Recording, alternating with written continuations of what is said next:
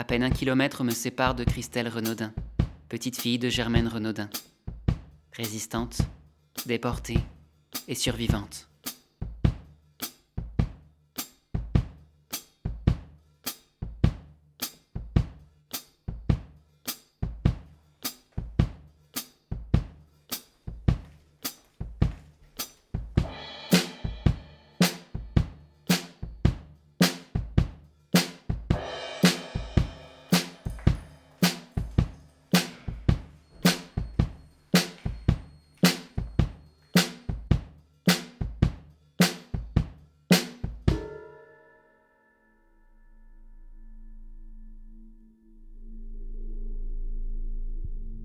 Un long voyage commence, entre passé et présent, entre deux vies qui ne se sont jamais croisées.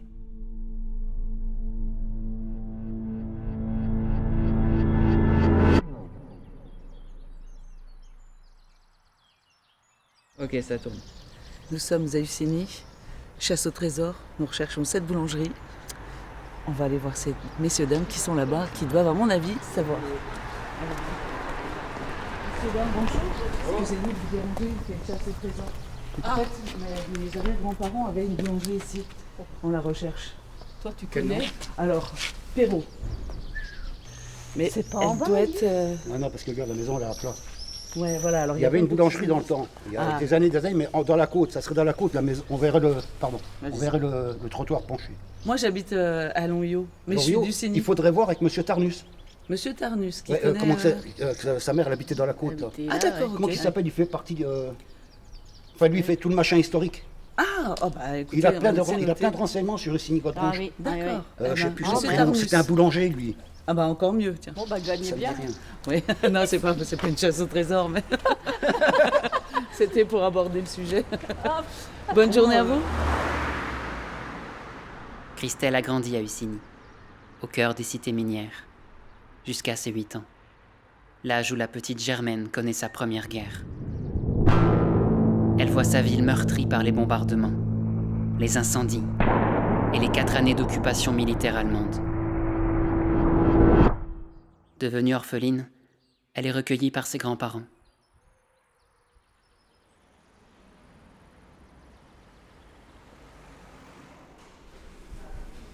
On a rendez-vous, quoi.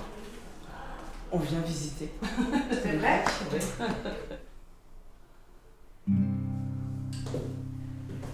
C'est dingue. C'est dingue. Parce que maintenant, ça y est, je commence à me souvenir. Christelle est loin de faire ses premiers pas ici. Son grand-père Marius a été adjoint au maire d'Ussini. En 1925, Germaine et Marius célèbrent leur mariage. Le couple aura 5 enfants, dont Daniel, le père de Christelle. Ah si, je suis venue ici. La tronche. C'est moi. Je suis sur la photo à côté de Thibaut, mon cousin. Donc là, il y a mon grand-père. Là, il y a sa grande fille Nénette. Là, il y a ma maman. Là, il y a sa fille Josette. Là, c'est leur fils, donc Gaston. Et derrière, qui se cache, c'est mon père. Parce qu'on est en plein moment du mouvement des sidérurgistes. C'était un militant très actif. Donc voilà pourquoi il se cachait, il ne voulait pas être dans les journaux.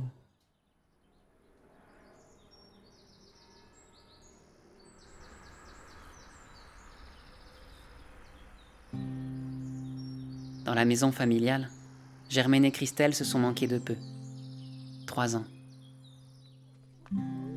Par hasard, nous sommes invités à entrer. On va encore changer parce qu'on fait un agrandissement en fait. L'extension n'était déjà pas, moi, quand j'étais là. Mais tu vois, regarde le sauveteur vibration. Nous, on va faire la... En fait, il a 40 ans, quoi. Ouais, c'est génial. C'est génial. Tu vois, rien n'arrive par hasard. Je l'entendais dire, c'est qui, c'est qui. Bah, en fait, ouais, nous, les repas familiaux se passaient ici. Là, il y avait un grand cerisier, il y avait des prunes, il y avait plein d'arbres. C'est génial.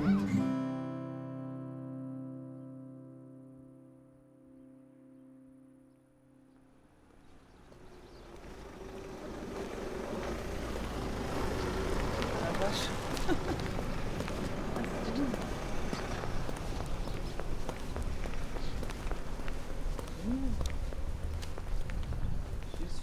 Monsieur Cézanne. C'est quand même terrible, quoi. C'est magnifique. J'adore.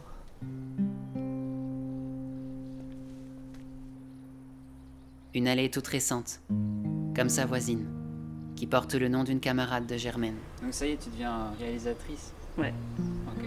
c'est moi qui ai pris les choses en main. Charlotte Delbo, résistante, déportée et survivante. La résidence s'appelle Charlotte Delbo en plus. Ouais. Ça va être cool d'habiter quoi. J'habite résidence Charlotte Delbo. Et moi, j'habite l'allée Germaine Renaudin. Oh là là. Christelle Renaudin qui habite l'allée Germaine Renaudin. C'est Pas pas encore. Dans mes rêves. Bon. Ah peut-être.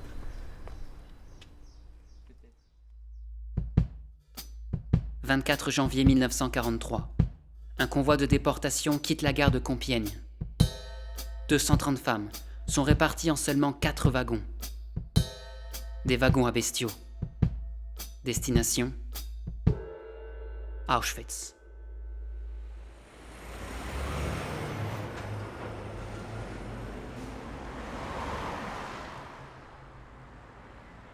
Dans ce convoi, Germaine Renaudin n'est pas la seule enfant du PIO, ce territoire aux frontières belges et luxembourgeoises.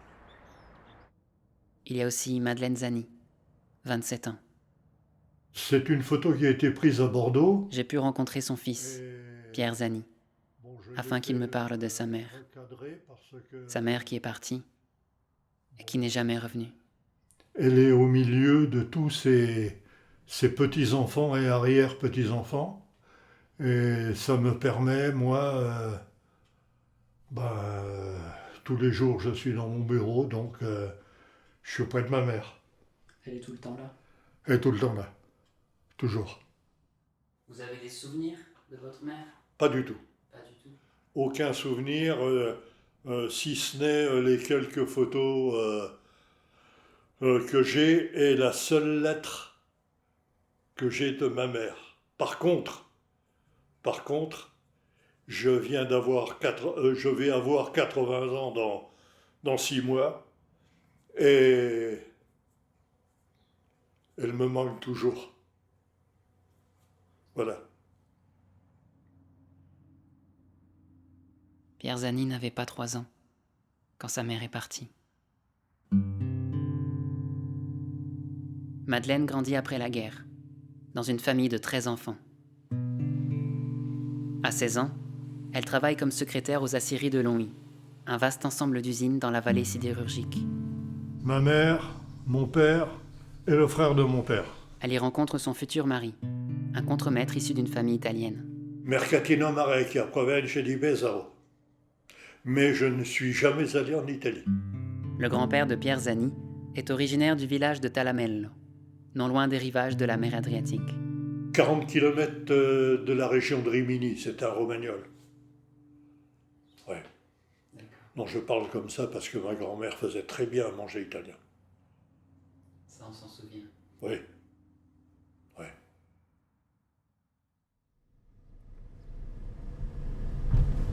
On peut passer par là pour la Godebranche, je savais pas.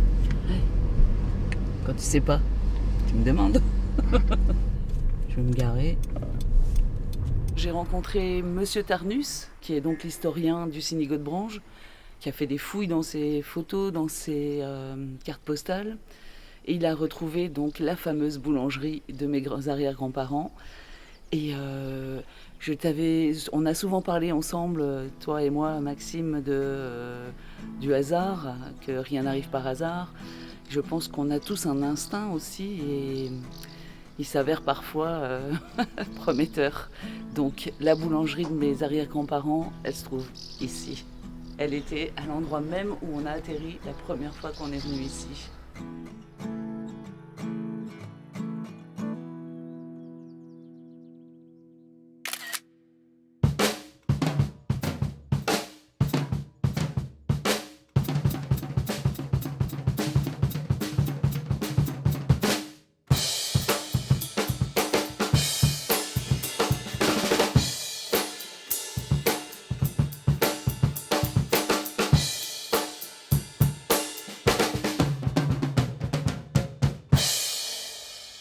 C'est toi là?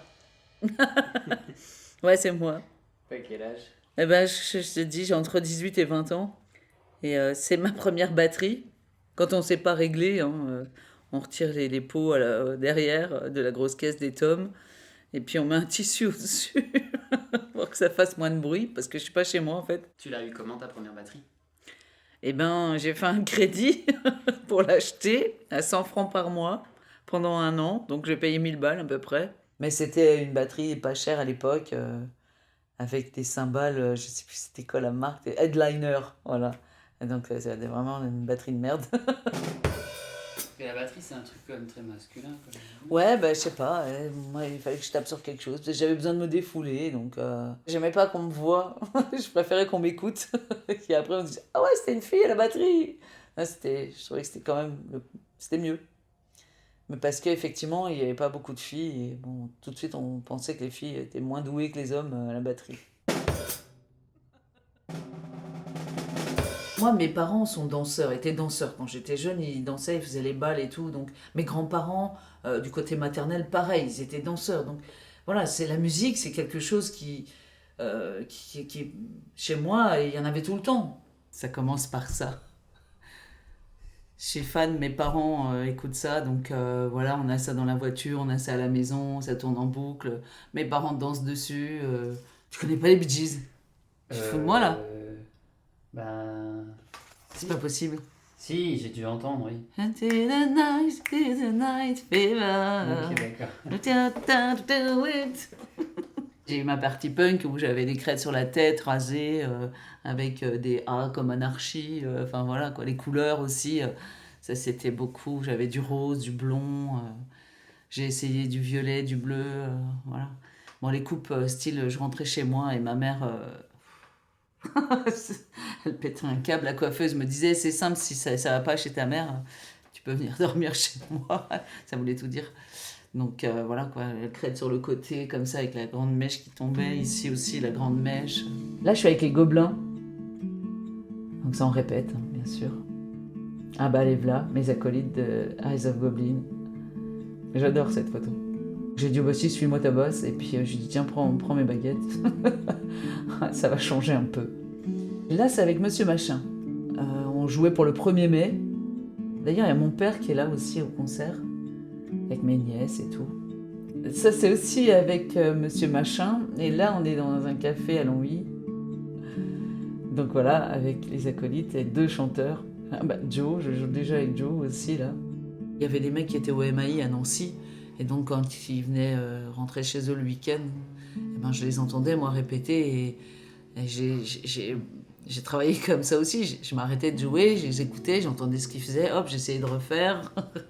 Donc voilà, quand on n'a pas les moyens, on fait avec ce qu'on a, donc j'ai beaucoup travaillé comme ça. Ou alors une fois, j'avais un autre local, et mais j'étais en manque d'inspiration, parce que des fois, bon, on connaît pas, on sait pas trop si on n'a pas de prof, hein, on n'a pas de direction.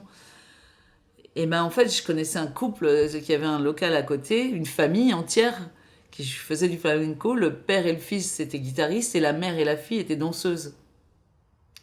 Et ben, j'ai écouté leur rythmique parce qu'on entendait les rythmiques des pas là.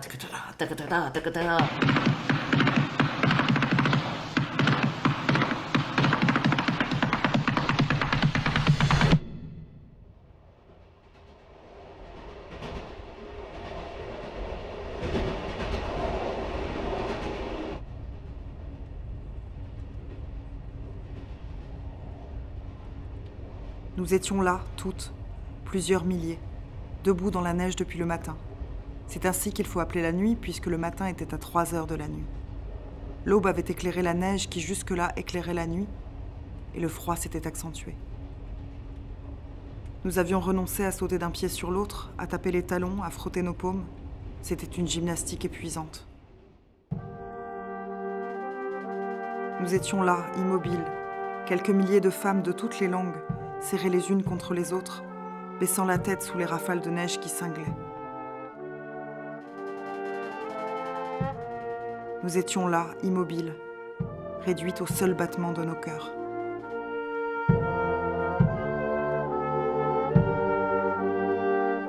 Mon fils Manu, quand on a fait l'inauguration de la stèle, il est tombé des nues aussi. Il a dit, tu te rends compte, papa?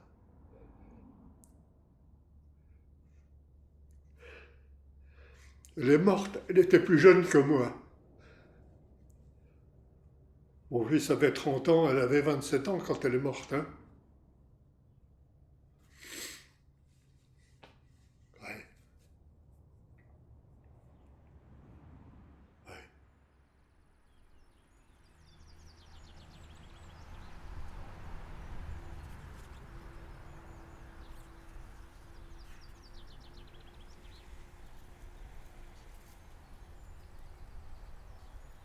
Bien sûr que j'aurais aimé la connaître, attends. C'était une sacrée bonne femme. J'ai déjà connu mon grand-père qui était un sacré personnage, mais ma grand-mère aussi, quoi. Et est-ce qu'il te parlait de ta grand-mère? Comme ça, j'ai pas de souvenirs. Les seuls souvenirs que j'ai de mon grand-père, c'était d'aller à la mairie avec lui, d'avoir ma machine à écrire, d'aller au café avec lui, jouer au tarot, de prendre cette allée là. Voilà. Après, les conversations, je m'en souviens que très peu. C'était mon père non plus. D'ailleurs, c'est une famille qui parlait pas trop, qui n'exposait pas ses sentiments non plus, donc très réservé, on va dire ça comme ça. Mais bien sûr que j'aurais aimé la connaître.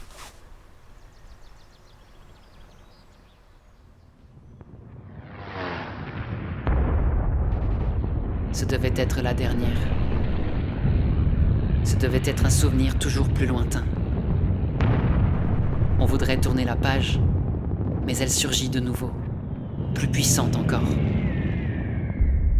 À 34 ans, Germaine va connaître sa deuxième guerre. Le 1er septembre 1939, à 4h45 du matin, les troupes allemandes envahissent la Pologne.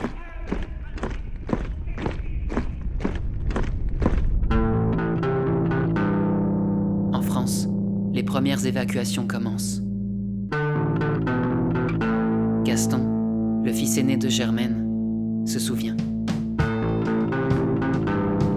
Alors que je jouais sur la place de Hussigny, dans l'après-midi, vers 14h30, le tambour est passé pour annoncer que la population devait se trouver à 17h à la gare avec 50 kilos de bagages par personne.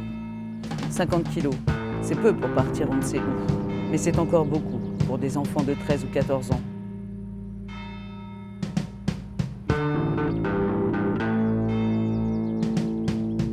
Nous avons voyagé 7 jours dans des wagons de marchandises, sans savoir où nous allions, avec des enfants de 2 ou 3 mois installés sur des coussins.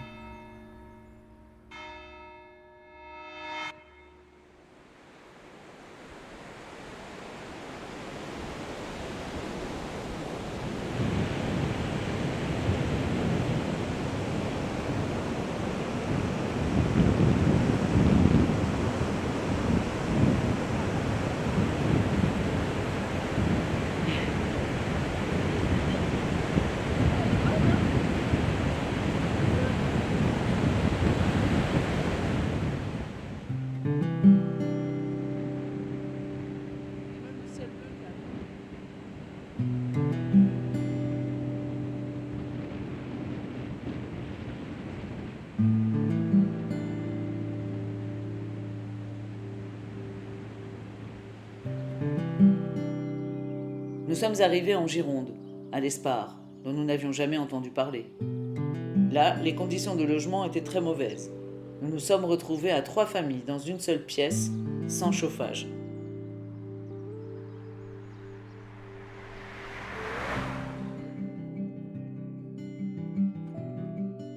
Ma mère était déjà une militante du Parti communiste. Elle a décidé de prendre les choses en main. Elle a rassemblé toutes les femmes réfugiées et c'est en délégation qu'elles sont allées voir le maire. Les choses se sont vite améliorées. Il a trouvé de quoi nous proposer une pièce par famille, ce qui était un progrès incontestable. Son prestige était déjà grand. Il n'a fait que grandir encore. À l'Espard, Christelle a pu revoir son oncle Gaston. Quelques instants, avant qu'une tempête nous force à partir. C'est la dernière fois qu'elle le verra. Nous apprendrons son décès 1 an plus tard. Voilà, ma grand-mère, elle est venue ici. Elle habitait ici, par 2 fois. Voilà, elle est revenue après la guerre. Ils ont repris une petite maison, et apparemment très difficile à retrouver. Et voilà, apparemment, je sais aussi maintenant qu'elle aurait aimé rester ici, parce qu'elle aimait bien le climat. Et mais bon, c'est le mari qui décide à l'époque, donc ils sont retournés à Hussigny. Et il y a tellement de vent que mon parapluie est en train de se sauver, mais je vais aller la rattraper.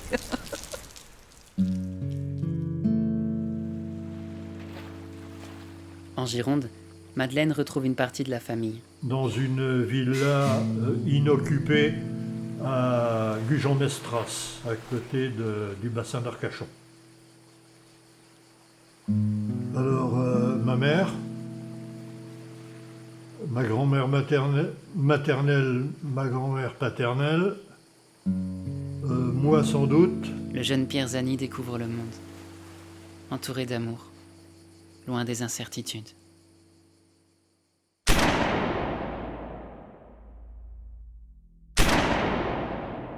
L'étau se resserre. En quelques mois, la France plonge au cœur de la nuit. Désormais, il n'y aura qu'un seul horizon, couvert de haine et de vengeance.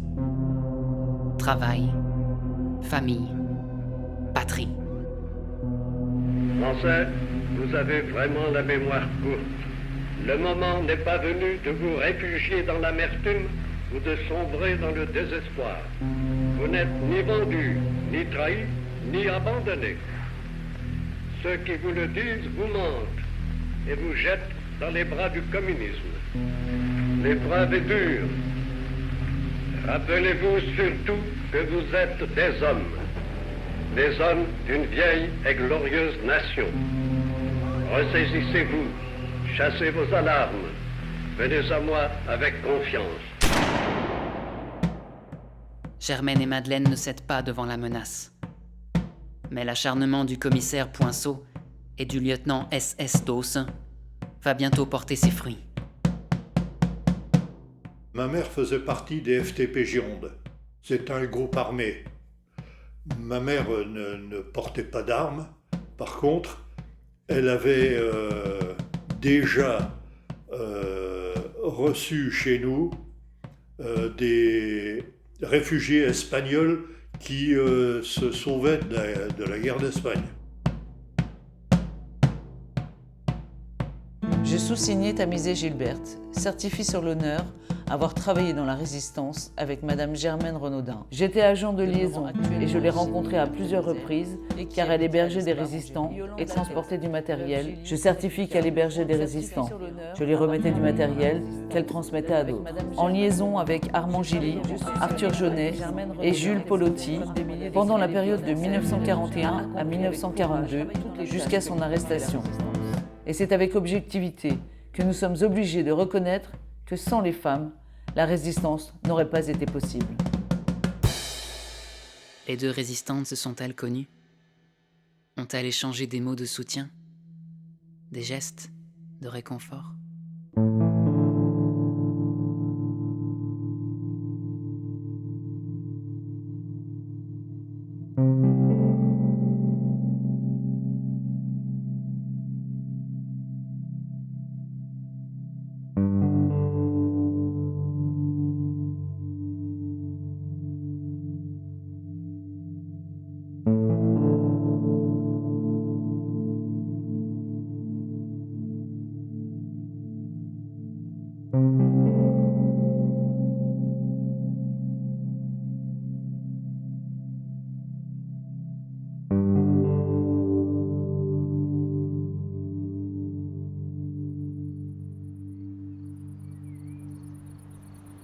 Le soir, c'était orange, quoi. Le ciel était orange.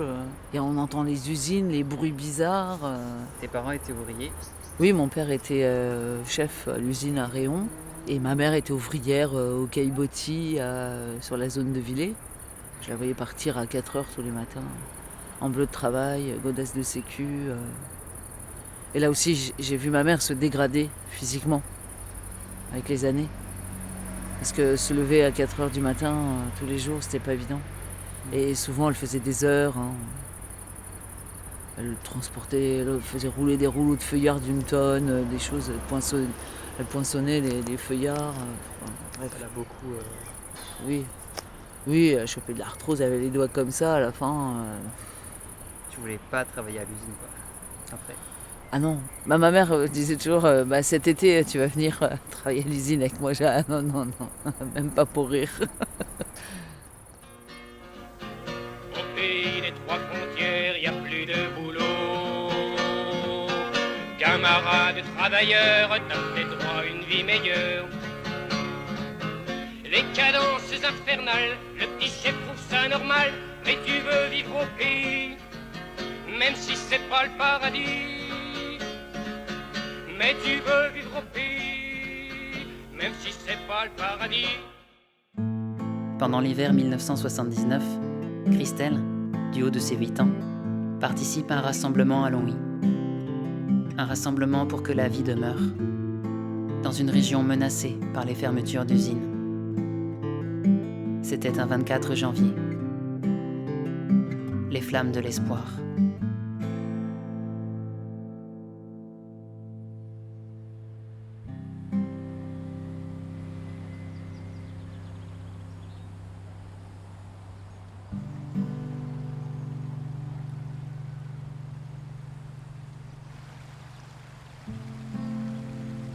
Deux enfants de déportés se sont peut-être croisés ce jour-là.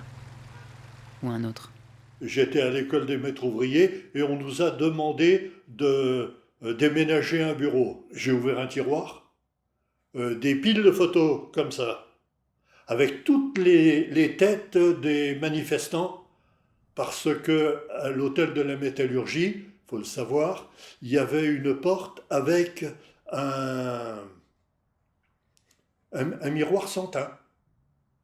Et les patrons de la métallurgie étaient derrière et prenaient des photos pour voir qui faisait partie et qui était surtout en tête des manifestations. C'était du fichage. Fichage, oui, tout à fait. Ouais.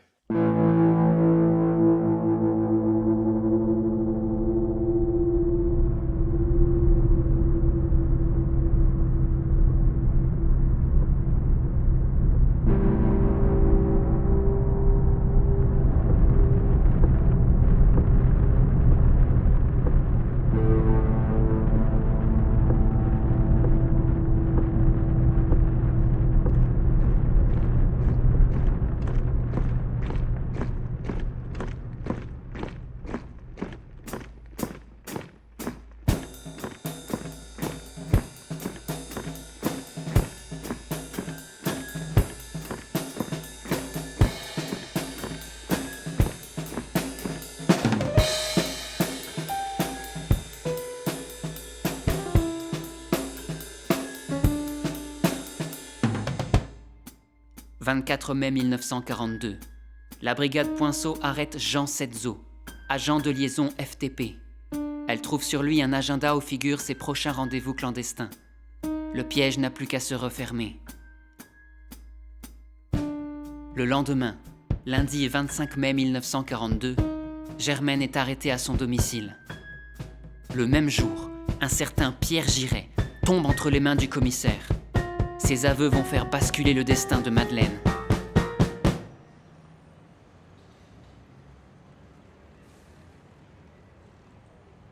Elle est arrêtée le lundi 31 août 1942, à 4 heures du matin. J'étais présent et ma grand-mère paternelle était présente également. Et les deux policiers français qui ont pris ma mère, ma grand-mère leur a dit « Mais vous n'allez pas la prendre, le petit il va rester là tout seul. Les flics ont dit, les 2 policiers français ont dit, si vous n'êtes pas contente, on prend le gosse avec. Voilà. Elles sont d'abord internées au fort du A, dans le centre-ville de Bordeaux. Une grande ville, dynamique, culturelle. En son cœur, derrière ses murs, 2 résistantes subissent la torture. Mais la police française n'obtiendra rien. Pas un mot. Quand elle était en prison à Bordeaux, ma grand-mère et ma tante, et 2 de mes tantes, ont reçu un courrier écrit au crayon de papier, une lettre qui leur demandait de prendre surtout soin de moi. Chère maman et Léa, je voudrais que vous m'envoyiez un peu de linge de rechange, une robe et mon tricot de laine. Et surtout embrassez mon Pierrot pour moi. Faites-y bien attention, mon pauvre petit chéri va être bien malheureux. Tâchez de le consoler. Dites-lui que je reviendrai bientôt le voir. Je vous recommande à tous mon Pierrot. Aimez-le bien pour moi, car je ne pense qu'à lui. Quand vous pourrez venir me voir, amenez-le pour que je le voie. Je vous quitte tous en vous embrassant de tout cœur, ainsi que Mémé et Pépé de Lacano, et surtout mon petit Pierrot. Faites qu'il ne soit pas trop malheureux, et dites-lui que je l'aime et que j'espère le voir bientôt. Madeleine.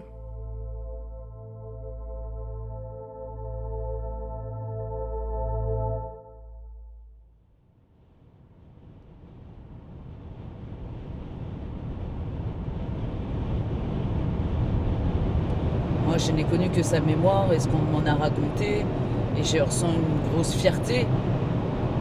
Mais c'était pas ma mère directement. Donc ça, je pense que si ça avait été ma mère, je pense que je pourrais peut-être même pas t'en parler là, maintenant. Là, ma grand-mère, j'ai une grande fierté et j'espère qu'à l'intérieur, je lui ressemble. Voilà, que j'ai cet esprit de battante de ma grand-mère, le charisme, tu vois, parce que c'est ce qui ressort de chez ma grand-mère quand on m'en parle. J'entends beaucoup qu'elle avait du charisme. J'avais rencontré des instituteurs du CINI qui m'avaient dit « Oh, quand on croisait votre grand-mère, elle avait de la prestance. »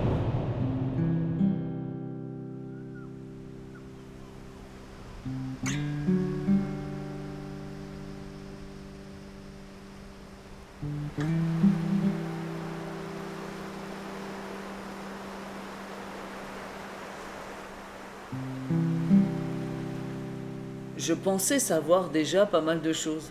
Mais finalement, non. C'est pas vraiment. C'est pas tout. Et tout n'a pas été dit non plus. On t'en raconte plus ou... Ah bah oui, bien sûr. Bien sûr, je pense que... moi, ça me passionnait. Moi, j'aime bien savoir ce qui s'est passé dans la famille. C'est plus toi qui m'a donné l'envie d'aller en savoir beaucoup plus. Parce que, moi, je connaissais de ce que j'ai lu aussi dans des livres que j'avais, que ma mère gardait des livres aussi, elle aimait bien savoir. Toutes les semaines, on allait nettoyer la tombe de ma grand-mère, quoi. Moi, je me souviens je me vois assise sur la tombe en train de nettoyer, retirer les mauvaises herbes avec ma mère. Voilà, tu vois, l'admiration pour ma mère, elle allait là, parce qu'elle allait nettoyer sa tombe, alors qu'elle ne l'a même pas connue. Pour moi, quand j'ai dû partir du CINI, ça a été un déchirement. J'ai eu l'impression d'avoir vécu 3 séparations d'un coup. Donc mon père qui s'en va, mon grand-père qui s'en va, et obligé de partir de la maison familiale et se retrouver dans une autre ville.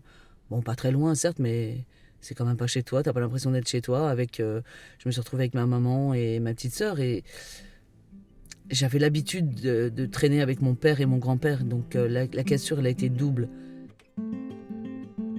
Une rupture n'est pas un deuil. Pas tout à fait. Les parents de Christelle sont toujours là. Husini n'a pas disparu.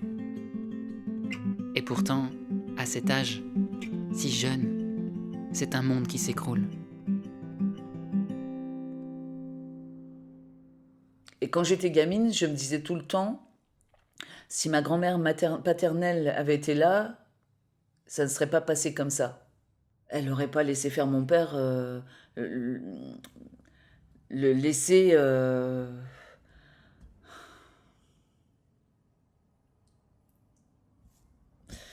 je vais dire, hein, abandonner ses enfants, quoi. Je pense que ça, mon père, ma grand-mère n'aurait pas laissé faire, quoi. Ça, c'est sûr. Ça, c'est impensable, quoi. Je veux dire, tu laisses pas ton enfant détruire sa famille comme ça, quoi. Bon, après, mon père, il l'a fait inconsciemment, j'ai envie de dire, mais il en était conscient sans en être conscient. C'est pour ça que j'arrive à lui pardonner maintenant, parce que la vie, elle est compliquée des fois, et des fois, par amour, on peut faire n'importe quoi, et même si c'est pas pardonnable, j'ai évolué entre-temps, et donc on pardonne et on avance, quoi. Après, même ma propre mère, avait réussi à passer au-delà et à discuter avec mon père et avoir des bons rapports avec ma belle-mère. Donc, si elle pouvait le faire, moi aussi. Ma mère, c'était des mains, un visage. Ici, les mères ne sont plus mères à leurs enfants. Le sifflet siffle dans le camp. Une voix crie. C'est l'appel. Et nous entendons. C'est l'appel. Et une autre voix. Aufstehen. Et ce n'est pas la fin de la nuit. Ce n'est pas la fin de la nuit pour celles qui délirent dans les reviers. Ce n'est pas la fin de la nuit pour les rats qui attaquent leurs lèvres encore vivantes. Ce n'est pas la fin de la nuit pour les étoiles glacées au ciel glacé. Ce n'est pas la fin de la nuit. C'est la fin de 1000 nuits et de 1000 cauchemars.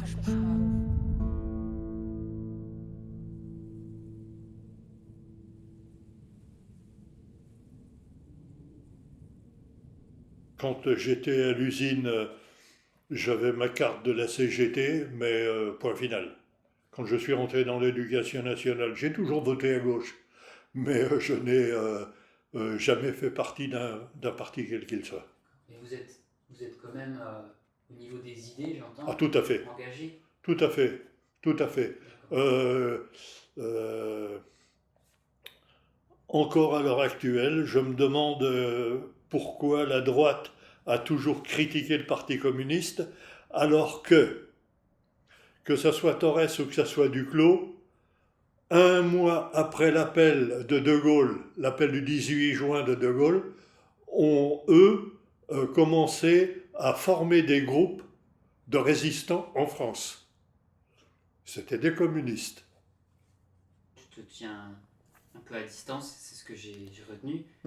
Alors, je vais préciser, je me tiens à distance parce que j'ai vécu un peu là-dedans quand même. J'entends beaucoup ma famille s'engueuler quand j'étais gamine. Je les entendais à table se disputer, mon père, mon grand-père, parce que j'ai connu quand même et des discussions sur les partis, etc., sur le communisme, etc. Et je m'étais dit, moi, je ne ferai jamais de politique quand je serai plus grande, quoi, parce que rien que d'entendre ça, ça ne me donnait pas envie. Donc voilà. Mais après, quand on vit les choses, c'est différent. Quand je travaille à Auchan, que je gagne le SMIC et que j'ai du mal à aller jusqu'à la fin du mois, oui, j'ai envie de m'engager. Quand je discute avec les copines qui, elles, ont un mari et qui vont là pour leur argent de poche, moi, ça me la fout mal, quoi. Je me dis, quoi, c'est moi qui suis pas normale parce que je n'ai pas de mari. En 1936, Germaine a 30 ans, Madeleine 21. Engagée au Parti communiste, elle rêve d'un monde meilleur, débarrassée des guerres, de la peur du lendemain, où la femme sera l'égale de l'homme.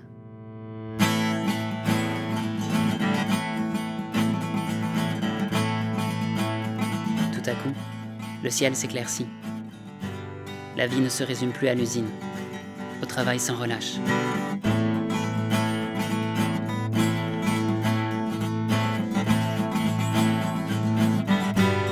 Mon père, ma mère et le frère de mon père. C'était les premiers congés. Pendant ce temps, les ennemis du Reich agonisent dans les camps. Eux aussi, ils s'étaient pris à rêver. Ils s'étaient même pris à vivre. Mais pour Heinrich Himmler, chef de la SS, vivre ne suffit pas. Il faut obéir, ou disparaître.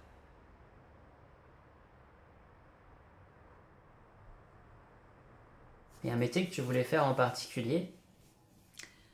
Bah tiens, quand j'étais jeune, ouais, je voulais faire prof de sport, c'est vrai. Mais j'ai aussi voulu être secrétaire à la mairie du Signy, ouais. Ça, c'était parce que j'allais avec mon grand-père à la mairie, donc je voulais être secrétaire dans la mairie, quoi. Ouais, c'était mon objectif, mais bon, j'ai vite changé. Puis après, je voulais aller dans la musique, mais c'est pareil. Donc, je me sentais pas de le faire parce que j'avais pas... Enfin, personne m'a poussé derrière, quoi. Donc, bon, j'ai appris ça en me disant que c'était un hobby, donc sur le coup. Alors que c'était bien... Maintenant, je peux dire que c'est bien plus qu'un hobby, quoi. Donc, Je suis allé trouver un des professeurs que j'avais à l'école des maîtres ouvriers qui m'a dit Monsieur Zani, vous avez tout à fait le profil d'un enseignant. Je suis donc rentré dans l'éducation nationale en 68, j'ai passé mon concours de prof et je suis devenu prof titulaire en 68 dans l'éducation nationale où je suis resté de 68 jusqu'en décembre 2000, la date de ma retraite, 1er janvier 2000.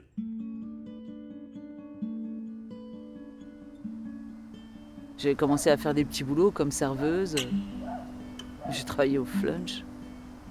J'ai fait tous les corps de métier qu'il y avait dans le flunch, quoi. Jusqu'à la caisse, la plonge, la cuisine. J'étais avec ma meilleure amie, on bossait toutes les deux et on n'avait jamais les mêmes dates de repos pour aller faire des concerts parce que nous, on commençait déjà à faire des concerts à l'époque. Et à chaque fois, on ne nous donnait pas nos mêmes jours. Donc on a commencé à se mettre l'une et l'autre en maladie à chaque fois pour pouvoir pallier à ça. Et puis un jour, je me suis emportée. J'ai balancé ma carte et j'en avais marre de pointer. Voilà, ce système de pointage. Tu sais que tu as plein de boulot, je venais avant et encore je me suis engueulée parce que j'avais pointé avant. Donc voilà, je me suis emportée et je suis partie. Je suis partie parce que c'était injuste, encore une fois, à payer au lance-pierre. La première paye, je me souviens, j'avais tapé dedans en plus, donc j'avais fait des heures. Et quand j'ai vu la paye, je me suis dit non mais c'est pas possible, c'est une blague. C'est une blague, on nous prend vraiment pour des cons, quoi. Donc ça a commencé là, l'injustice déjà, dans le travail. J'ai des boulots, certes ça ne me rapporte pas financièrement, mais au moins je fais ce que j'ai envie de faire, quoi. Et ça, pour moi, c'est primordial de me sentir bien, d'avoir du temps pour moi, de pouvoir faire d'autres choses, parce que mon travail pour moi ne consiste pas que d'aller travailler et de ramener de l'argent et de pouvoir manger, payer mon loyer. Il consiste aussi à me faire plaisir, à faire des choses que j'ai envie de faire. Alors certes, l'argent ça aide, ça c'est clair, mais il y a la liberté qui est importante aussi.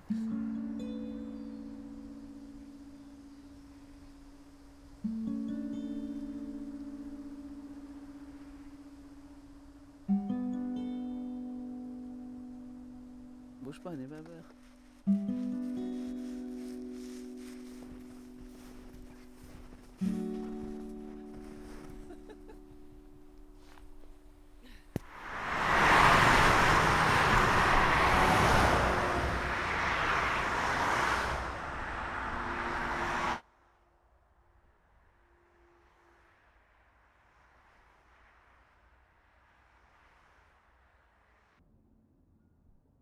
Le thé fume en odeur écœurante. Les Chtubova le servent chichement à nos soifs de fièvre. Elles en gardent la plus grande part pour leur toilette. C'est la meilleure utilisation qu'on puisse en faire, certes. Et le désir nous vient de nous laver nous aussi dans une bonne eau chaude. Nous ne nous sommes pas lavés depuis notre arrivée, pas même les mains à l'eau froide. En peu de temps, nous avons eu le corps couvert de poux. Des poux blancs, gras, mous. Quand nos cheveux ont repoussé, nous en avons eu sur la tête. Des poux noirs, nerveux, qui craquaient secs. Et quand les poils du pubis sont repoussés, est apparue la troisième variété, moins remuante, plus incrustante. Les poux sont les vecteurs du typhus.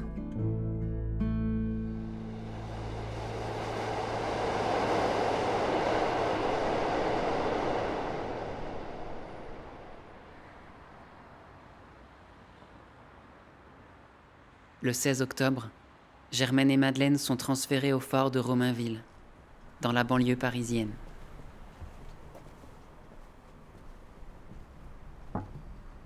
elles y retrouvent Gilberte Tamisé, les sœurs Pica, du PIO, et toutes les futures déportées du 24 janvier. Des liens se consolident, d'autres se tissent. La parole était défense, réconfort, espoir. En parlant de ce que nous étions avant, de notre vie, nous continuions cet avant. Nous gardions notre réalité. Chacune des revenantes sait que, sans les autres, elle ne serait pas revenue.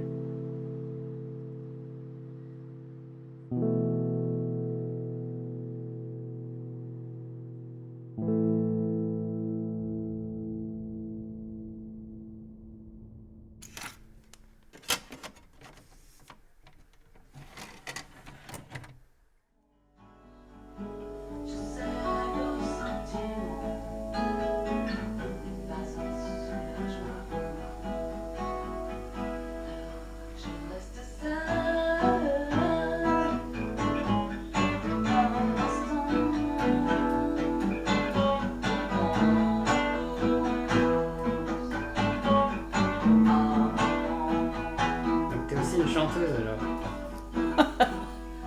Un petit peu, hein. C'était au moment, plus quand je joue pas de batterie, quoi. Voilà.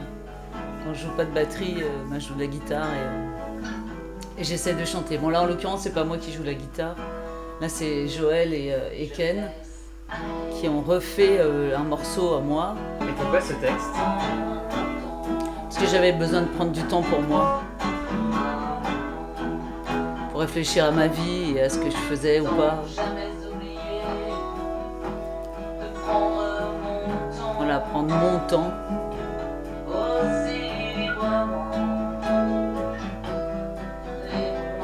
En tant que femme, il faut pas s'oublier non plus, parce que bon, donc je me remets dans la musique à ce moment-là, parce que j'avais tout arrêté. Parce que je voulais avoir une vie de famille, je voulais surtout pas me séparer, pas faire comme mes parents. Je voulais apporter une stabilité à ma fille, mais je me suis aperçue que la stabilité, elle l'avait pas de toute façon, puisque mon couple ne marchait pas. Donc, au contraire, il fallait un échappatoire, et j'ai bien fait, puisque sinon, là aussi, je pense que ça aurait très mal fini. Donc, s'il n'y avait pas eu la musique, je sais pas ce que j'aurais pu faire, finalement. J'imagine pas sans la musique, quoi. Non. Non. Parce que ça m'a toujours aidé à rebondir. Quoi que j'ai pu vivre, à chaque fois, hop, je me suis remis dans la musique et hop, ça m'a redonné une vie sociale.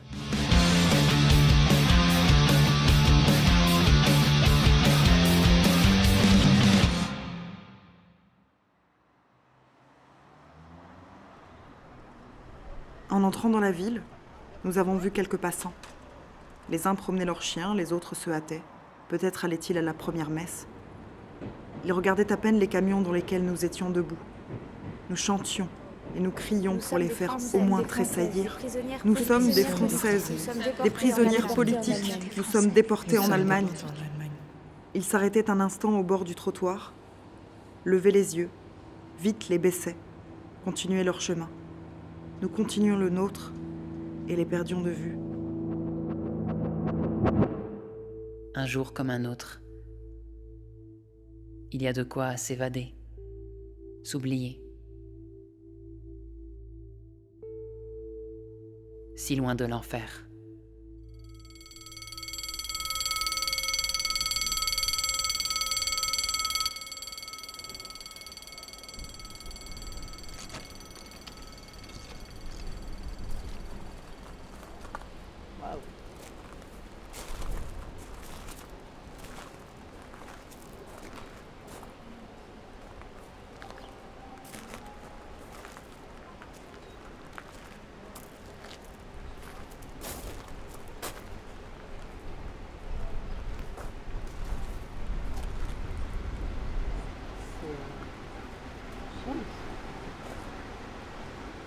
Dire qu'on a embarqué des gens comme ça là-dedans. Ma grand-mère est venue peut-être dans celui-là. C'est un truc de fou. En plus, on se demande comment ils ont pu monter. C'est quand même assez haut. J'ose même pas y aller, tellement ça me... Je vais essayer, tiens.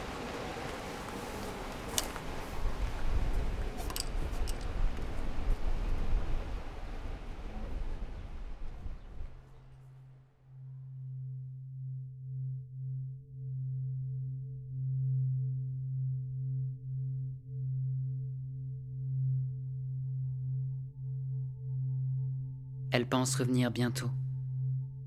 Elles se disent que rien ne pourra les abattre. Ce n'est qu'un camp de travail, après tout.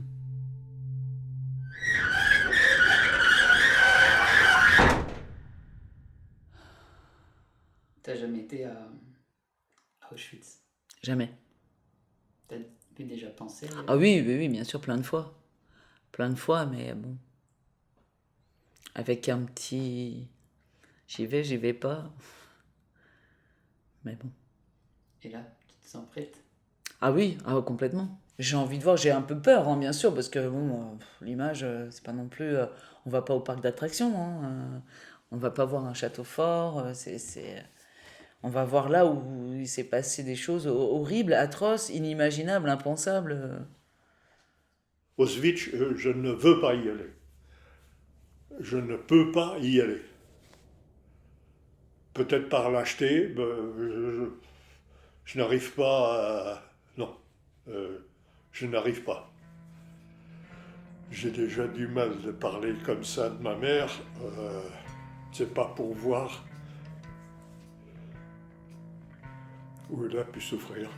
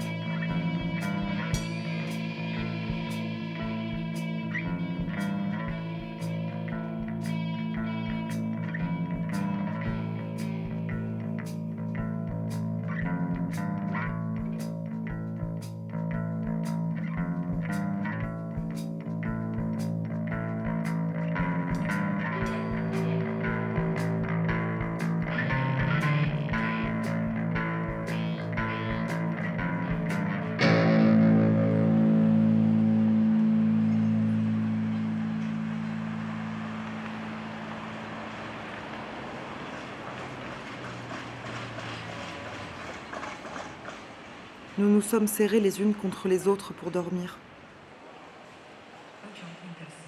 Le mardi matin, le train s'est arrêté dans une grande gare, Breslau. Les soldats ont ouvert les portes et nous ont distribué une boisson tiède. Nous n'avions pas bu depuis le départ. À part une soupe à l'orge qu'on nous avait donnée en gare de Weimar, nous n'avions pas mangé non plus parce que le pain avait gelé. Un soldat, en refermant la porte, a dit « Nous vous quittons ici. Maintenant, ce sont les SS qui vous convoient. » Le voyage a continué. Le train s'est arrêté le soir et il est resté immobile toute la nuit. Il faisait bien plus froid.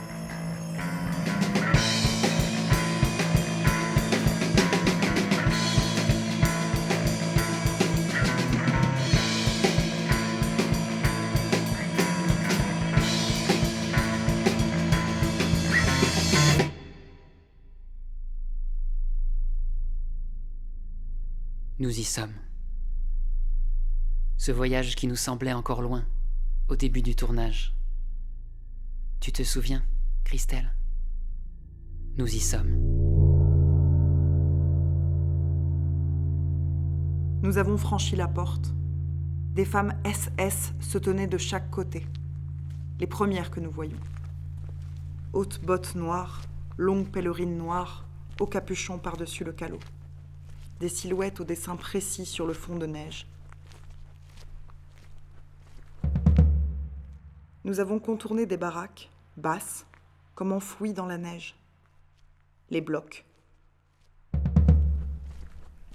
Il fallait enjamber des cadavres, visages tordus, os saillants. On comprenait à les voir que la mort ici n'était pas douce. La vie non plus, en l'attendant. Au fur et à mesure qu'on nous appelait, nous nous déshabillions, mettions nos vêtements dans notre valise que nous avions marquée à notre nom. Une fois nus, nous entrions dans une pièce où une prisonnière nous coupait les cheveux au ciseau, courts, au ras du crâne. Une autre nous tondait le pubis. Une troisième nous badigeonnait la tête et le pubis avec un chiffon trempé dans un seau de pétrole. La désinfection.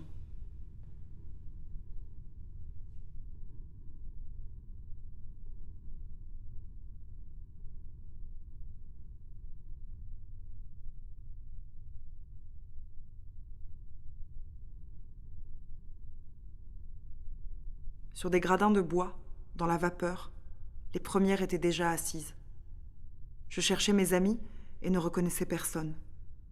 Nue et tondue, aucune n'était plus elle.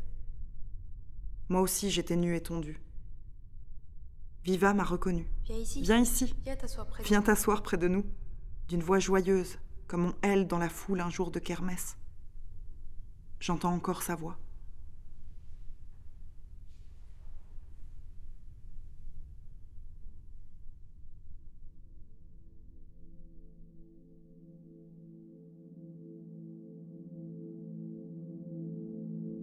Ça, c'est ma fille, fête de fin d'année à l'école. Elle avait superbement bien dansé. Une fille nommée Joy, née le 7 novembre 1995. Christelle a 24 ans. D'ailleurs, je me souviens que tout le monde me disait « Oh, il est beau le petit garçon !» Tout ça parce que j'avais mis une brassière bleue. Donc moi, j'ai 25, 26 ans, quoi. Pas une ride. À la tête. Et encore elle.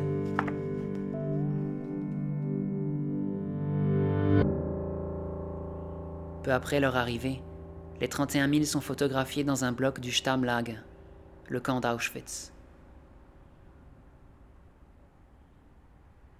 La plupart des clichés seront détruits à l'automne 1944, lorsque Himmler donnera l'ordre d'effacer la moindre trace du crime.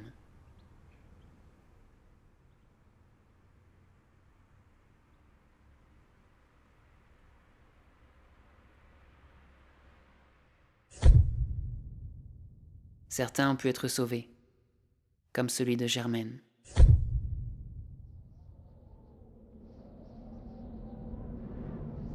L'outil à la main, nous descendons dans le marais. Nous nous enfonçons dans le brouillard plus dense du marais. Nous ne voyons rien devant nous. Il faut planter la bêche dans la glace, attaquer la terre, en tirer des mottes, mettre ces mottes dans la trague que 2 posent en bordure du sillon creusé par les bêches. Quand la trague est remplie, elles repartent. Elles marchent douloureusement, les épaules arrachées par la charge. Tout au long du parcours, les coups de bâton sur la nuque, les coups de badine sur les tempes, les coups de lanière sur les reins.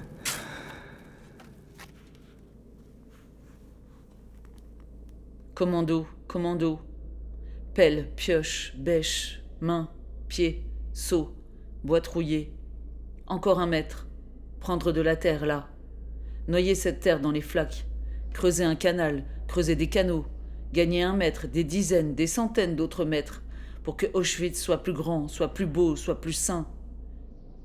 Ô terre de détresse, où nous devons sans cesse piocher, piocher.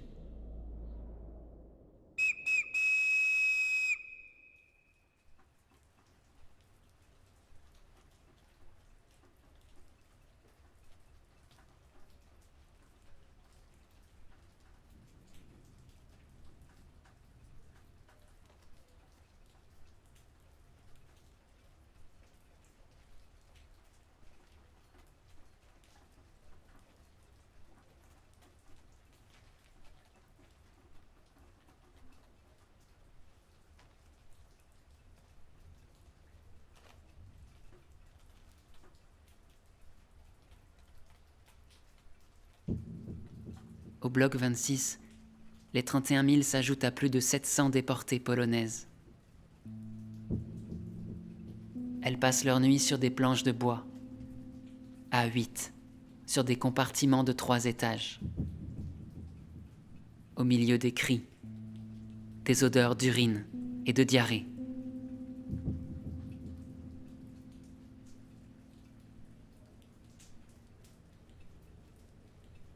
Personne ne peut s'endormir. Et dans le silence, entre les sanglots du vent, des râles, étouffés d'abord, puis distincts, puis forts, si forts que l'oreille qui veut les situer les entend encore quand le vent s'abat. Personne ne peut s'endormir.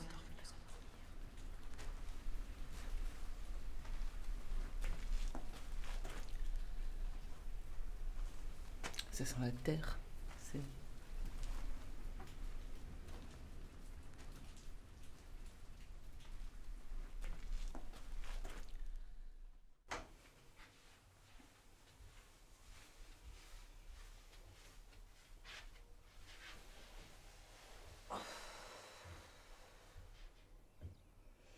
quand on va dans les blocs, on pense qu'il y a des WC, parce que ça semble tellement logique. Mais non, en fait, t'apprends qu'il y avait que des lavabos, et qu'en plus, l'eau était tellement sale qu'ils pouvaient même pas s'en servir. Donc ils étaient obligés de sortir pour aller au lavabo extérieur, mais en hiver, quand ça caillait... Le robinet était gardé par une droit commun allemande. En approcher était à peu près impossible. Et quand par chance, nous parvenions à recueillir un peu d'eau au fond de la gamelle, c'était une eau rouillée, nauséabonde, à la surface de laquelle se formait une pellicule huileuse qui évoquait ces taches sur l'asphalte. Elle était imbuvable. En quelques heures, elle pourrissait. Il n'y a pas de nom en enfer. 31 700, seulement des matricules. Pour Germaine, 31 744. Pour Madeleine.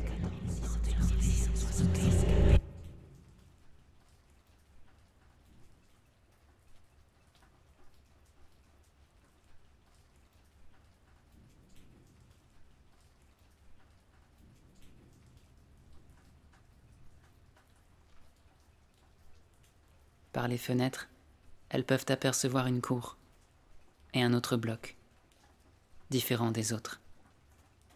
Le bloc 25.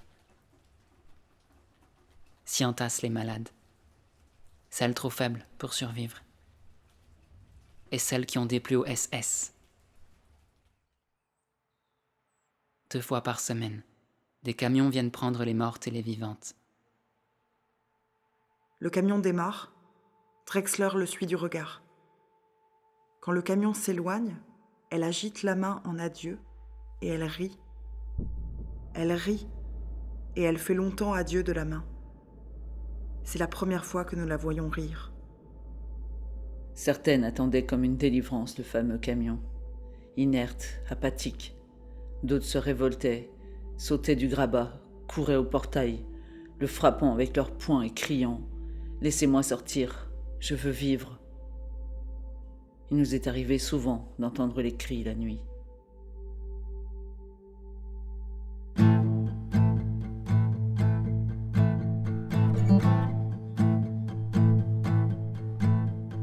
Des visages par milliers, des rives,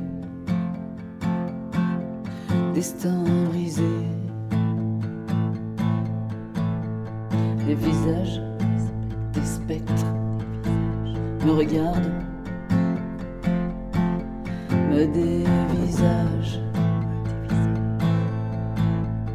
Et toi, étoile dans la nuit, fragment d'infini,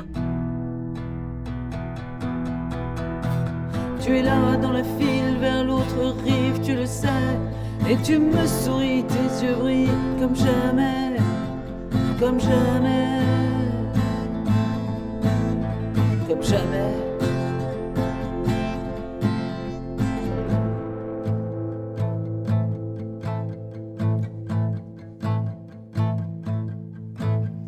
Et quand viendra le grand silence, et quand viendra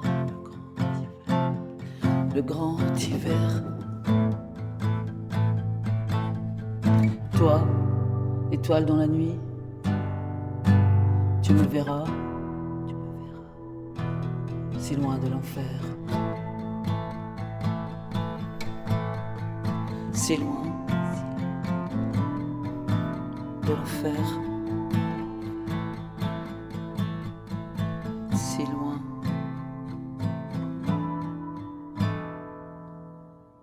de l'enfer.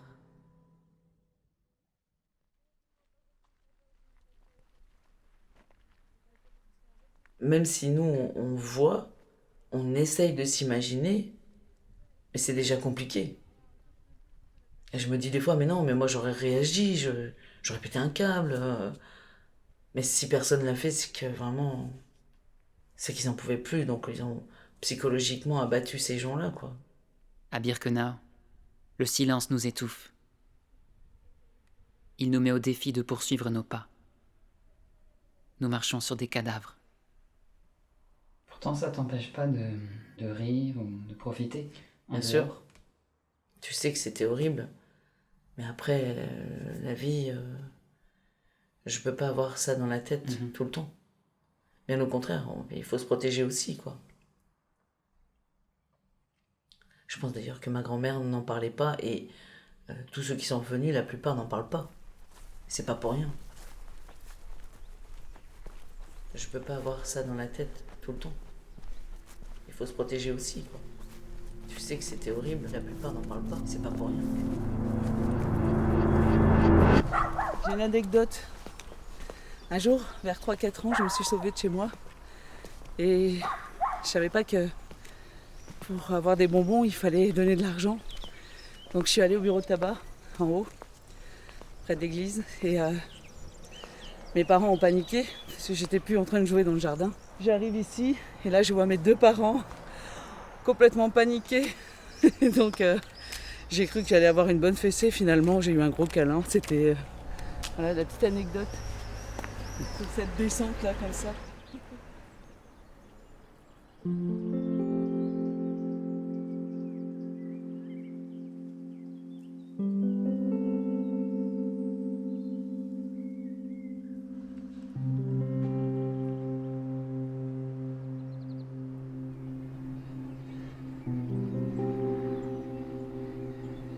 Il fait bon en plus. Agréable. Agréable le soleil du Signy. Pas un soleil comme les autres. Non.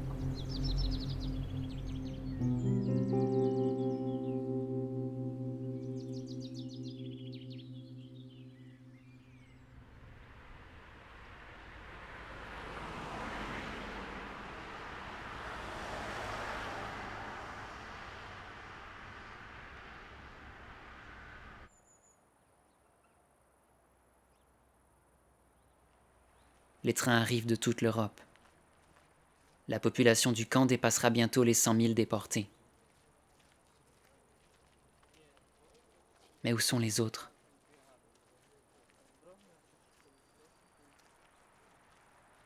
Ils n'entrent pas dans les blocs.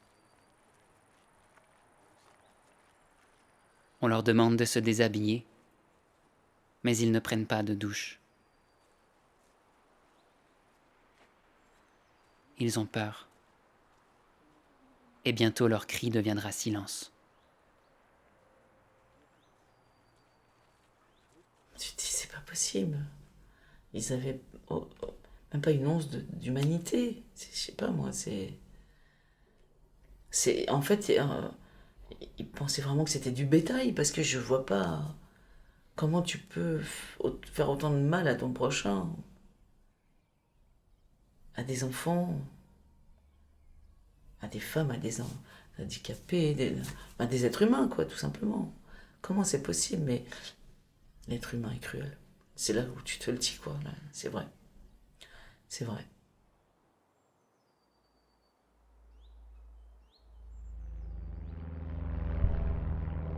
Lorsqu'un avion britannique prendra cette photo aérienne, le 23 août 1944, Paris est quasiment libéré.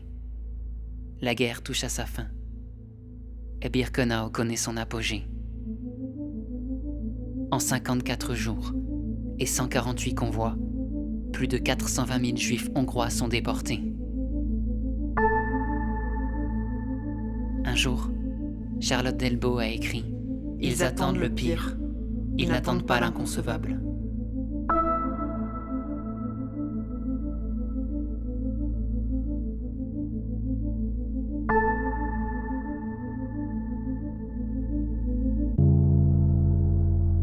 Madeleine est mourante. Gilberte Tamisé l'aperçoit, fiévreuse, luttant contre le typhus. Ma mère pensait toujours à moi. Elle est devenue neurasthénique. Et donc, elle était déjà, je dirais, amoindrie. Quand elle a eu le typhus, c'est ce qui a accéléré son décès. Le 19 avril 1943, la douleur la quitte. Madeleine ne souffre plus. Libre, dans la mort.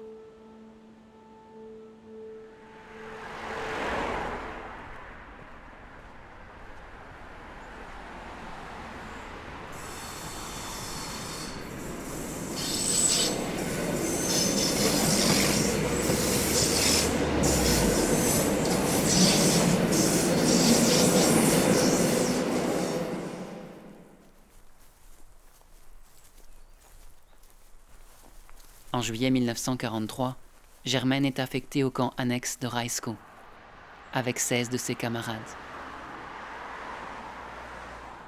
Elle fait dorénavant partie du commando Gärtnerei, travaillant dans les serres, loin des marais.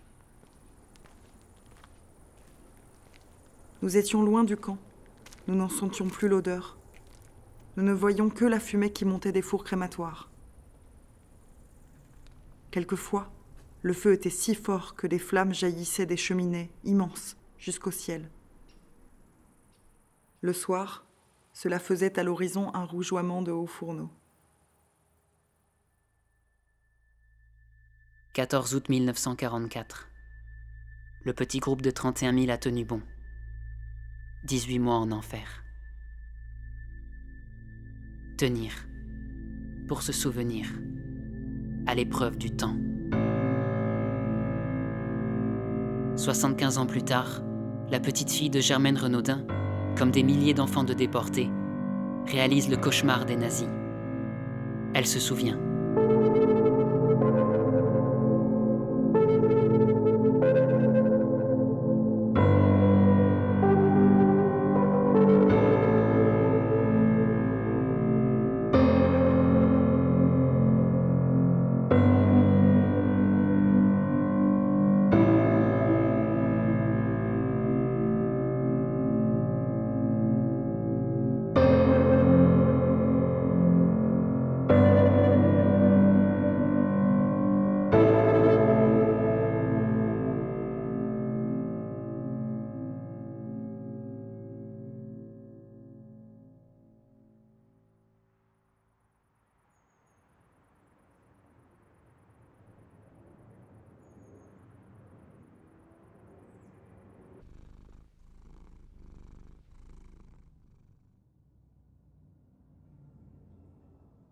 Alors, il n'y a pas que la musique dans ta vie, au niveau artistique. Non, il y a aussi le dessin. Mais c'est pas du dessin, je sais pas dessiner. J'ai pas appris à dessiner des visages, des choses concrètes, un pot, un vase, une fleur. Non, je suis plutôt dans l'abstrait et dans le laisser aller, surtout aussi. Même en faisant une tâche, de partir de cette tâche et de faire ce qui bon me semblait et qui à la fin, au final, donne quelque chose. Là, j'expose au Puy du Siège. J'ai fait une photo dans le journal avec ma fille. À l'époque, elle était petite. Hein. Là, je suis aux émaux de Longwy et j'aide les enfants à faire des assiettes. Ça te fait quoi? Ça te détend? Ah ouais, ça me permet de m'abandonner, de me laisser aller. C'est ma période de solitude, là je me retrouve toute seule. Soit j'arrive à mettre de la musique, soit je suis dans le silence. Et j'écoute les bruits, la machine à laver, le frigo, le gaz, enfin j'en sais rien, les gens dans la rue. Ça te permet d'être bien avec toi-même. Et j'ai beaucoup créé dans ces moments-là, oui ça c'est vrai. Bon, quand je suis pas bien, en général, ça marche bien. Ça me permet d'avancer, voilà.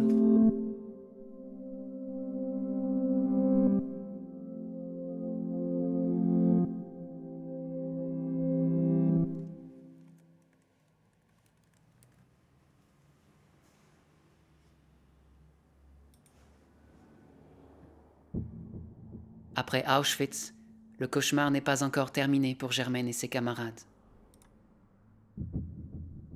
Elle va subir 2 autres camps, Ravensbrück et Mauthausen. Pour sauver leur dernière force, de nombreuses Françaises parviennent à échapper au commando de travail, en se cachant après l'appel. Tenir, encore un peu.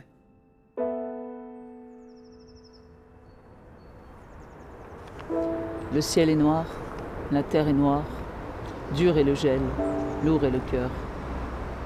Triste victime expiatoire, nourrie de haine et de rancœur, nous attendons. L'aube blafarde, sans cesse creuse nos rangs. Nul sang ne ranime et ne farde ces visages de chiens errants.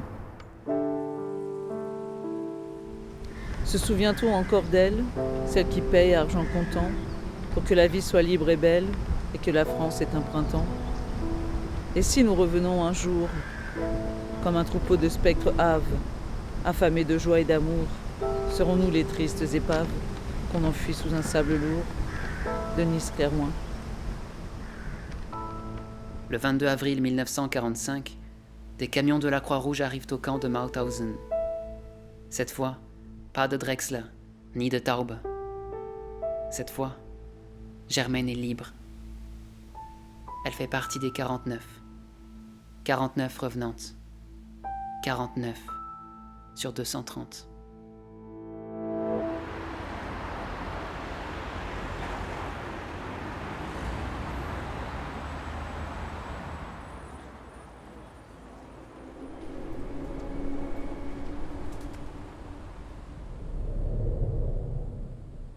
Germaine a vaincu la nuit. Mais comment reprendre la vie? Cette vie qui fleurit à nouveau dans la capitale.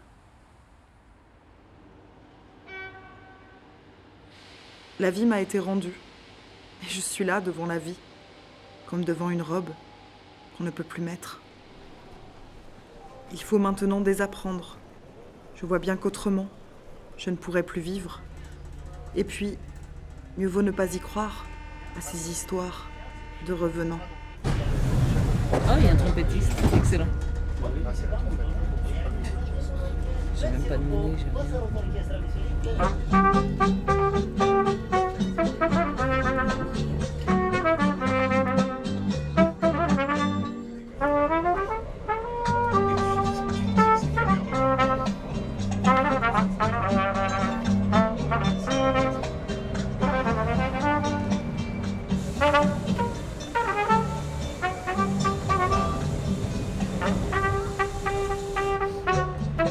Je vous en supplie, faites quelque chose. Apprenez un pas, une danse, quelque chose qui vous justifie, qui vous donne le droit d'être habillé de votre peau, de votre poil. Apprenez à marcher et à rire. Parce que ce serait trop bête à la fin, que tant soit mort et que vous viviez sans rien faire de votre vie.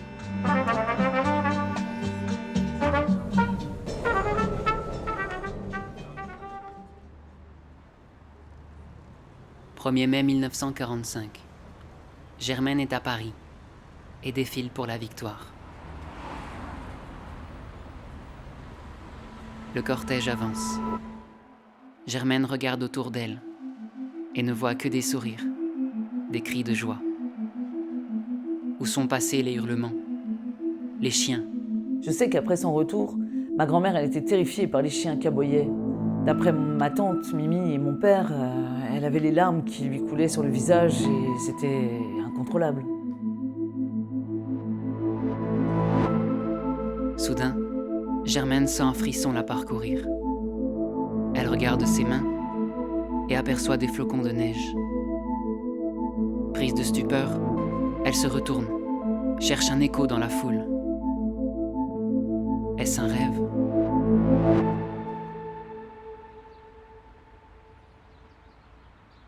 J'avais souvent vu des mannequins dans la vitrine, avec leurs robes, leurs souliers et leurs perruques, leurs bras pliés dans un geste maniéré. Maintenant, les mannequins sont couchés dans la neige, baignés dans la clarté d'hiver qui me fait ressouvenir du soleil sur l'asphalte. Regardez! Oh, je vous assure qu'elle a bougé. Celle-là, l'avant-dernière. Sa main, ses doigts se déplient, j'en suis sûre. Les doigts se déplient lentement. C'est la neige qui fleurit en une anémone de mer décolorée. Je regarde ce cadavre qui bouge et qui m'est insensible. Maintenant, je suis grande. Je peux regarder des mannequins nus sans avoir peur.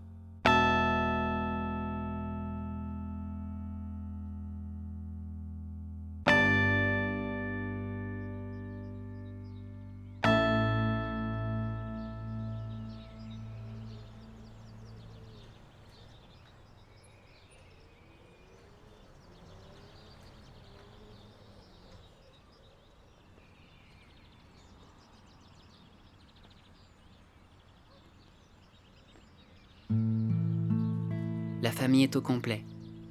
6 ans après le départ en Gironde.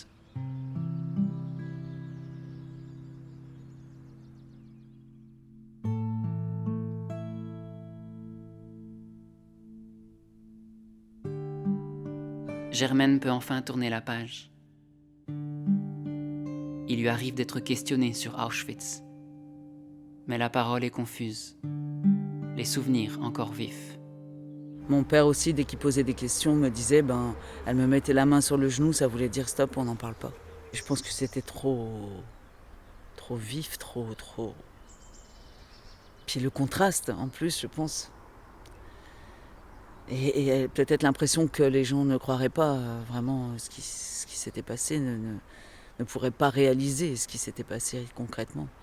Et puis ça réveille beaucoup de choses, donc pour quelqu'un qui a envie d'avancer dans la vie, on n'a pas envie de se référer à ce qui s'est passé, quoi. Chez moi, on n'a jamais parlé de ça. J'ai interrogé mon père quand il s'occupait de moi un petit peu jusqu'à l'âge de 10 ans. Il n'a jamais voulu en parler. Mon père s'est remarié, j'avais 11 ans. J'ai véritablement pris connaissance de ce que ma mère avait pu subir. J'avais 20 ans. Et je traîne ça depuis... peut-être depuis ce moment-là,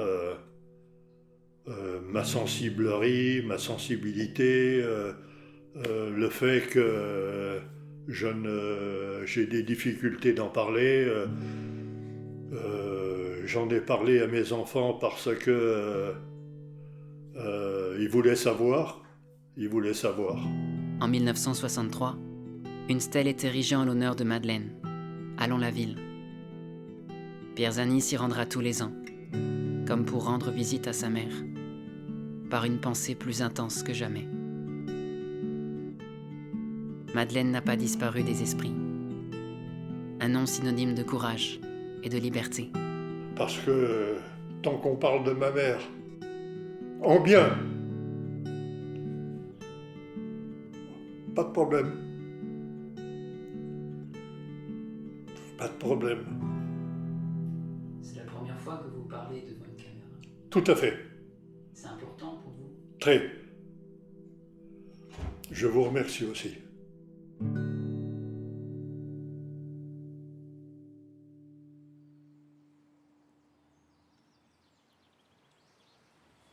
Les années passent, et Germaine savoure la quiétude de son village natal. Elle n'a que 62 ans, lorsqu'elle est emportée par un cancer.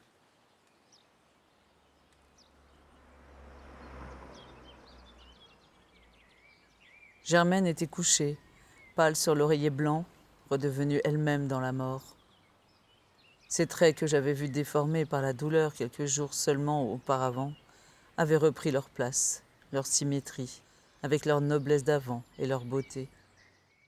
Quelqu'un, l'infirmière ou la fille de Germaine, avait coiffé ses cheveux en tresses qui lui faisaient une couronne d'argent. C'était Germaine avant le camp, Germaine à son arrivée au fort de Romainville, avec sa coiffure nette et hiératique. Nous regardions Germaine et nous étions apaisés par la beauté de son visage, où le regard n'était pas éteint, car nous avions toujours connu son visage éclairé par les yeux au bleu si lumineux que pour nous, le bleu transparaissait sous les paupières.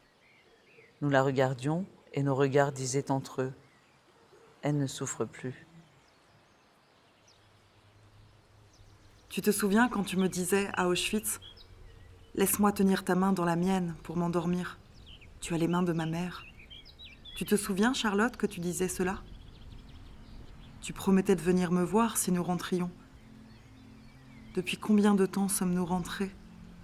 Tu aurais vu ma maison et les alentours que je te décrivais souvent là-bas. Nous t'aurions emmené en promenade. C'est joli autour de chez nous. Je pense souvent à toi. J'ai pensé souvent à toi pendant toutes ces années depuis le retour. Germaine, ne me donne pas de remords. Guéris pour que je puisse revenir te voir et que tu me pardonnes. Je t'ai pardonné, mais tu ne reviendras plus me voir. Je m'en vais. Je me suis penchée sur la main de Germaine qui reposait sur le drap blanc et je l'ai embrassée. J'aurais voulu lui rendre toute la douceur qu'elle m'avait donnée. Germaine, qui a survécu à 27 mois de déportation, dans 3 camps différents. Germaine, qui a survécu au typhus. Germaine, une des 49 revenantes du 24 janvier, rejoint maintenant ses camarades, le 4 octobre 1968.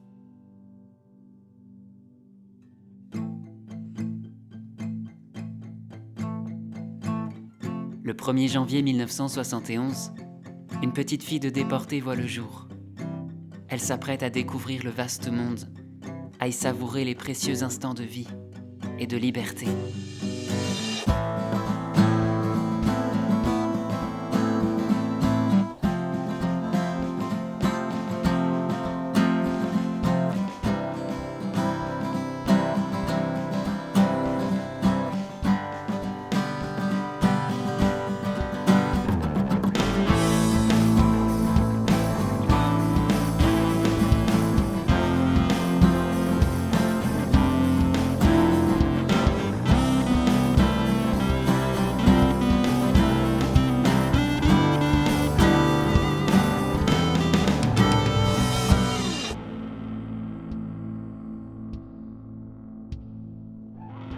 Notre voyage prend fin ici, 3 ans après l'avoir commencé. C'est avant qu'on clappe ou c'est à la fin? Scène 1095. La vie continue. C'est vrai. Restent les images. Je sais que souvent je dis ah bah là je tourne avec Maxime demain, ah bah je dois tourner avec Maxime et on me dit encore. Entre nous, il y a eu aussi une connexion. On est amis maintenant. En plus, musicalement, on s'entend bien. Donc, il y a eu des échanges. Donc, c'est différent. On a créé un lien que je n'aurais pas eu avec un autre réalisateur ou qui te filme pour un objectif précis. Tac, on te filme et au revoir. On s'en va.